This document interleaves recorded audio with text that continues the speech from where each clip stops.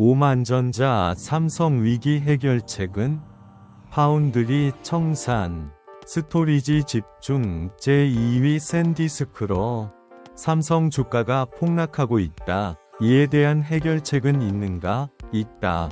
현재의 삼성의 위기는 X 이론 중심의 기업 문화와 공장 연구소 중심의 한국형 기업 구조.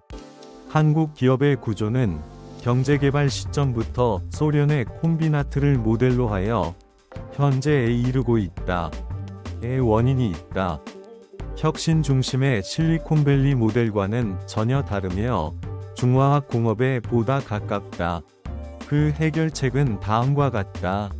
파운드리, HBM 사업 정리 애플 퀄컴 등 미국 기업이 TSMC를 두고 삼성의 파운드리를 발주할 이유는 없다.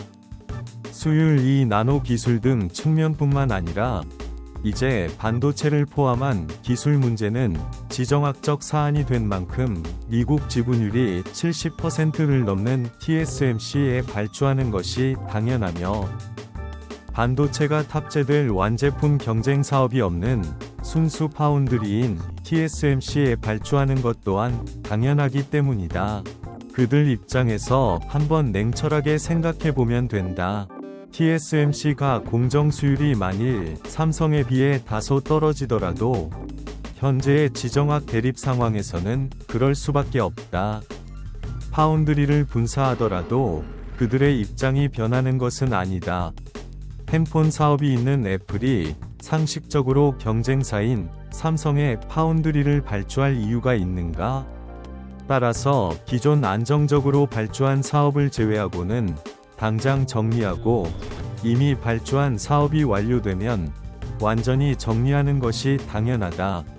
메인프레임용 파워칩까지 TSMC로 가지 않는다는 보장이 없다. 대통령이 그렇게 지시할 수도 있고 HBM 사업도 하이닉스에 뒤떨어진 이유가 물론 있겠지만 이는 이미 지난 일이고 다시 따라잡을 방법은 없다. 하이닉스나 마이크론의 공정 기술이 더 우수하므로 이들에게 매각할 수는 없고 중국이 이미 구형 HBM 기술을 개발하고 있다. 중국의 추가적인 AI 칩 수출 제한이 행해지면 중국은 최근 개발한 910C로 대체하면서 HBM도 자체 개발한 구형 제품을 채택할 것이다. 따라서 이 사업도 정리하되 후술할 기업용 대용량 메모리에 관련 기술을 기록 유지했다가 응용하는 방법은 있다. 디지털 산업은 타 산업과 수명주기 특성 등이 전혀 다르다. 기업 서버, 데스크탑, 노트북 등 기업 부문에 소요되는 DRAM, SSD 등 스토리지 영역에 완전 특화하여 스토리지 전문 기업으로 새 출발한다. 이들 사업은 상대적으로 변화가 느리며 안정적이기 때문에 시장 급등락이나 변화에 덜 민감하다. 최근 중국에서도 광칩넷 기술이 개발된 만큼 CPU, GPU와 대용량 스토리지 간의 광연결이 인공지능 등 대용량 데이터가 필수인 분야에서 수요가 증가할 것이다. SSD가 저속의 저장 입출력 장치에서 고속의 메모리 영역으로 포함되어 사용 회수의 제한이 훨씬 적은 DRAM과 조합되어 대용량 데이터 한정으로 직접 접근 방식으로 CPU에 연결되는 새 방식을 생각할 수 있는데 이는 메모리와 프로세서의 사실상 통합을 의미한다. CAD 워크스테이션 콘텐츠 제작 편집 등 핸드폰으로 할 수 없는 것이 기업의 세계에는 많다. 28나노 이상의 자동차 용도 등 구형 공정으로의 후퇴를 말하는 사람도 있을 수 있으나 공정 특성 자체가 다르고 중국이 이 수준의 장비는 이미 자립했으므로 의미가 없다. 수익성 성장성이 매우 낮은 산업이다. 유튜브를 볼 것 같으면 컴퓨터 기술은 게임하는 데에만 관련된 것으로 알기 쉬우나 실제의 세상은 훨씬 넓다.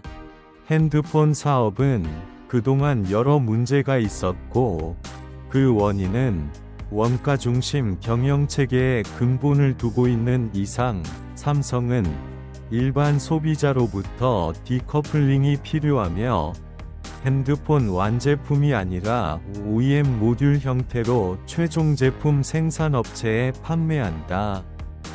이들은 원가 압력에서 상대적으로 자유롭기 때문에 과거의 문제점들도 극복될 것이다. 백색가전은 LG나 중국 회사에 매각한다. 굳이 삼성의 가전제품을 살 이유가 없기 때문이다. 사업의 정리에 따르는 매각 대금은 스토리지 관련 기술 개발 현금 재고 확보 등에 전면 집중하여 기업용 업무용 스토리지 하나에 대해서는 독자적인 입지를 확보한다.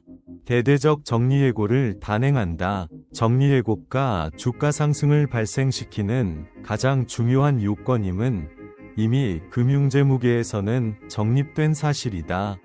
주가가 많이 떨어져 많은 개인 투자자들이 손실을 입은 만큼 대대적 정리해고를 통해 이를 회복할 수 있도록 해야 한다.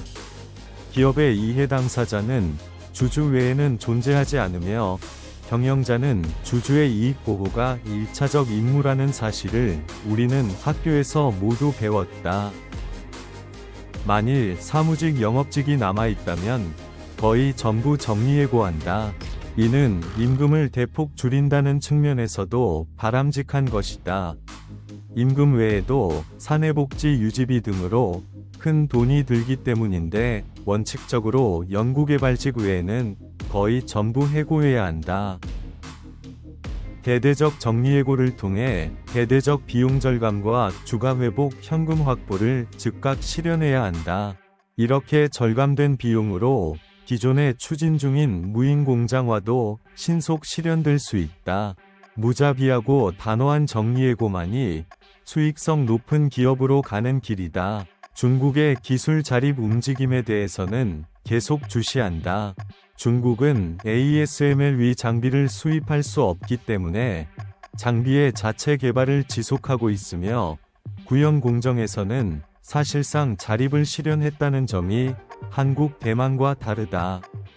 중국이 개발 중인 대용량 EUV 시설인 SSMB가 완성되면 수율이 아닌 산출 측면에서 ASML 장비로는 어차피 경쟁이 불가능하게 된다.